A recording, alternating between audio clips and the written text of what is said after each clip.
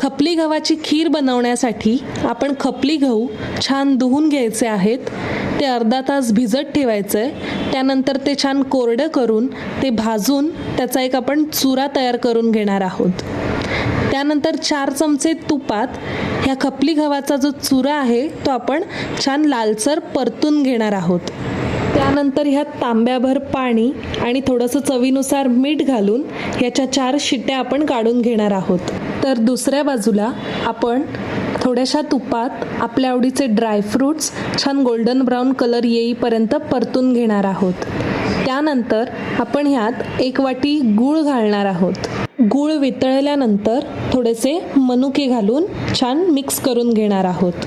गुळाच्या पाकात आपण शिजलेला गहू घालणार आहोत आणि हे भांडं पाण्याने धुवून ते पाणी आपण यात घालणार आहोत. वेलची पावडर आणि केसर घालून छान उकळी आली की खायला तयार.